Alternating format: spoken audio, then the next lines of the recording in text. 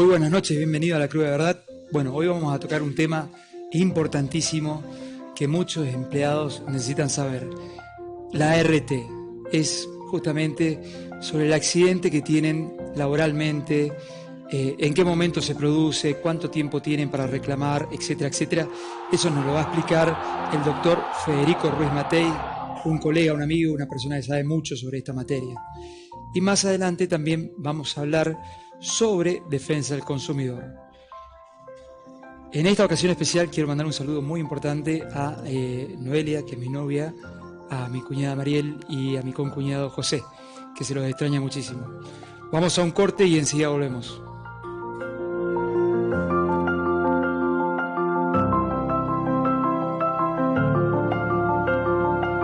Va a ser para Braida, de anticipo, aparecía Maro. Llegando la pelota.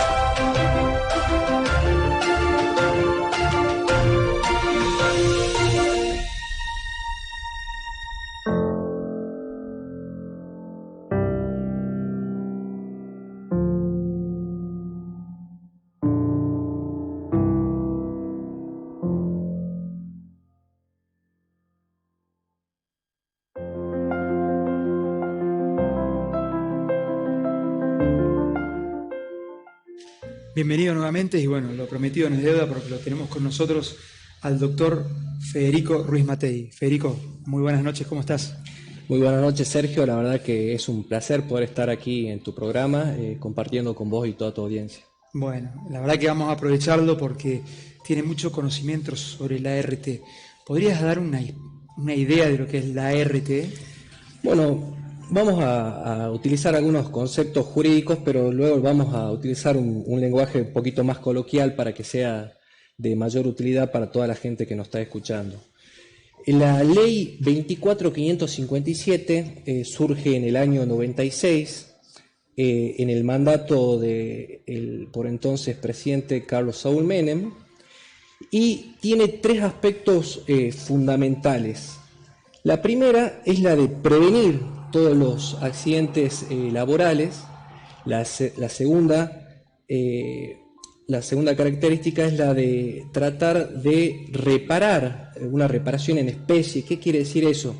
Tratar de volver el estado de salud del accidentado a la situación anterior al siniestro o al accidente. Claro. Y por último, en el caso y para todos aquellos casos donde resulta imposible una reparación integral de la salud, es decir, volver al estado anterior al accidente, y donde se determina lo que se llama ILP, que es incapacidad laboral permanente, la de indemnizar los daños sufridos en la salud. Esto ocurre muchísimo en las obras, generalmente, y demás, y por ahí uno dice, bueno, me quebré el dedo, qué sé yo, ya está. Digamos, ¿esto lo tienen que denunciar? ¿Cómo se hace? Sí, inmediatamente, bueno, ¿quiénes son las personas que están alcanzadas por esta cobertura de la ley? Son todas aquellas personas en relación de dependencia, ya sea por medio, digamos, de público o privado.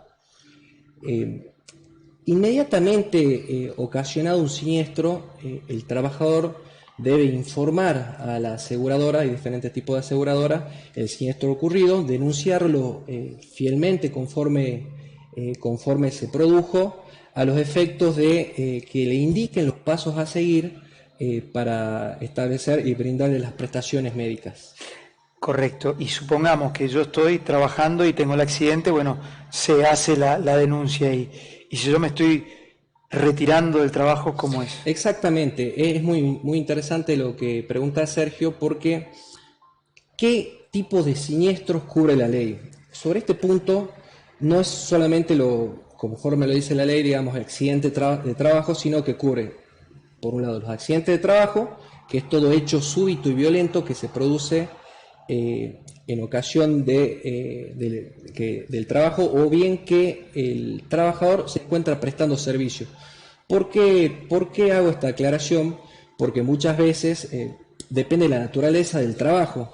Por ejemplo, un preventista que está en la calle, estar en la calle es prestar servicio y está en el trabajo, está en su trabajo. No necesariamente tiene que ser en un espacio físico exactamente o delimitado. Por otro lado, tenemos los accidentes que también se ve de alguna manera cubierto y alcanzado por esta ley, los denominados accidentes in itinere, que son todos aquellos que se producen desde el domicilio del trabajador hasta su trabajo y viceversa, desde su trabajo al domicilio del trabajador. Es decir, a la ida y a la venida hacia el trabajo. Exactamente, así es.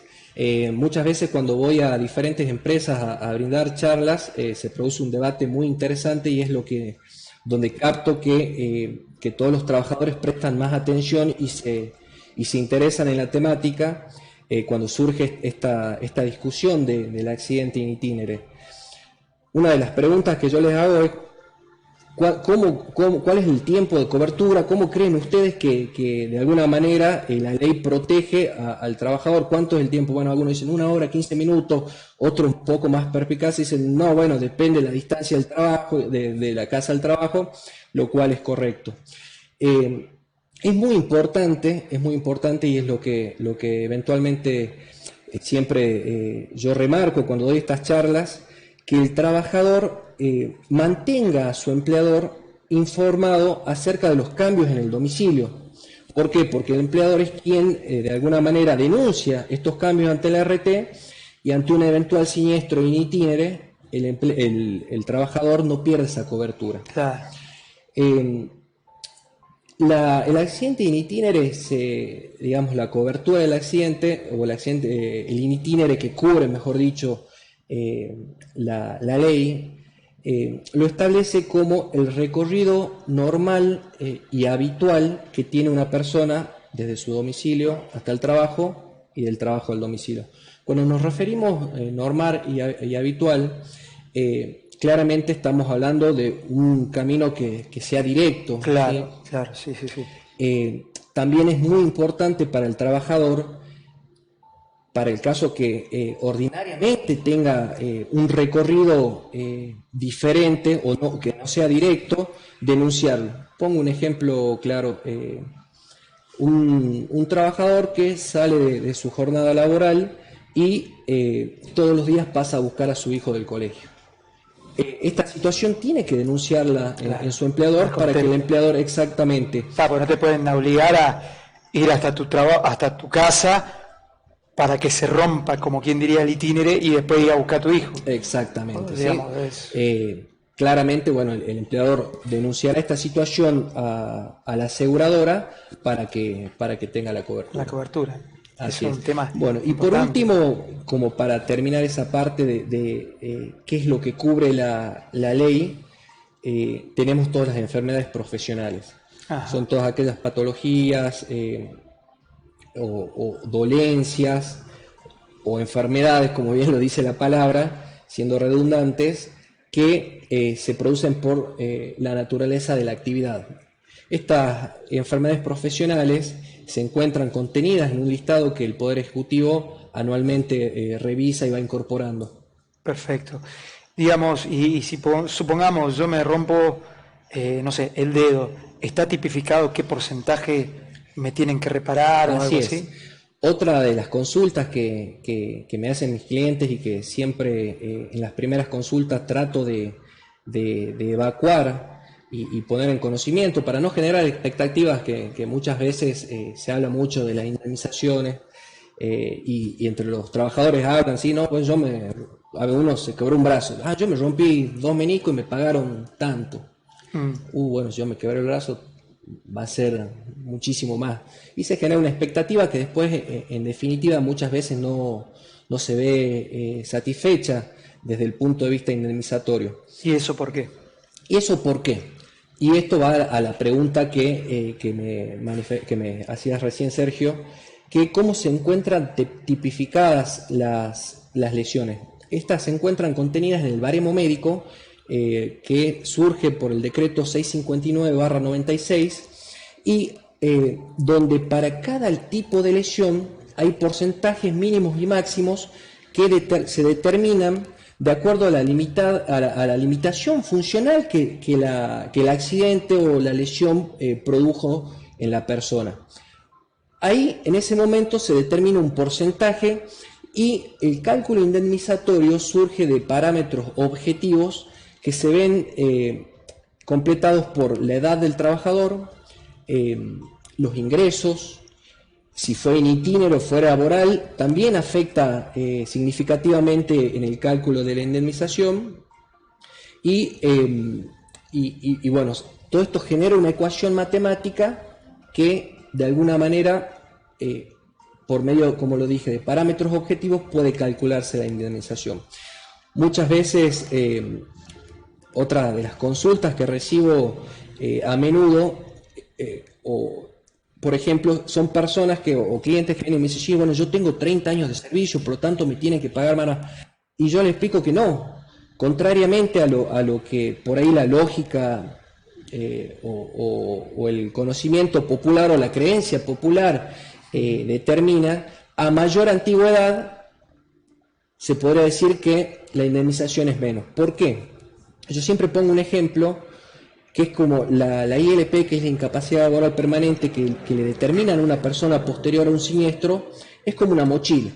Claro. Esa mochila puede ser o más grande o más pequeña en base al porcentaje que se le determine. Claro, claro. Y esa mochila, la persona va a tener que cargarla todo el camino hasta su jubilación. Por lo tanto, si tiene 20 años, 21 años, 22 años, el camino para llegar va a ser largo con esa mochila. Claro. Por lo tanto, ese es el espíritu de la ley, de alguna manera, de compensar económicamente esa carga que tendrá que encarar por más tiempo, contrariamente a una persona que está cumpliendo 60 años y ya se encuentra próxima a la jubilación. Totalmente. Y te hago una consulta, y los que no están registrados, ¿cómo resuelven? Para el personal no registrado puede haber una cobertura posterior haciendo una denuncia por medio de la Superintendencia de Riesgo de Trabajo, que es la entidad del Estado que controla y nuclea a las ART. Correcto. Eso, digamos, tiene el accidente y hace la denuncia. Exactamente, ante la superintendencia, ¿sí? Independientemente, por supuesto, de las implicancias y responsabilidades que después el empleador deberá afrontar por no tener registrado exactamente al trabajador. Porque esos casos se dan de a montón, digamos, lastimosamente. Sí, son casos que recibo. Gracias a Dios, no son en gran medida, pero sí, digamos, no son en gran medida en relación a la masa de trabajadores registrados. Claro, claro. Pero sí se producen ese tipo de consultas. Perfecto. Federico, la gente tiene un problema, ¿dónde te pueden encontrar? Bien, Sergio, cualquier consulta pueden hacerlo a mi teléfono, el 3875-396-043, donde yo directamente voy a responder sus consultas, o bien a través de la página web del estudio, que es Ruiz Matei, estudiojurídico.com.ar. Ruiz Matei con doble T, ¿no? Doble T y latina. ¿Y el domicilio? El estudio está en Porredón 775, casi esquina del cine. Bueno, ya lo escucharon, ¿no? La verdad que interesante lo que habló. Así que bueno, Federico, muchas gracias por venir y bueno, seguramente te vamos a tener en un próximo programa. Bueno, la verdad que un gusto haber compartido este momento y Dios quiera que en el corto plazo nos estemos viendo de nuevo para compartir con toda tu audiencia. Seguro que sí. Bueno, vamos a un cortecito enseguida, no te vayas, que vamos a hablar sobre defensa del consumidor y qué pasó con las prepagas y demás. No te vayas.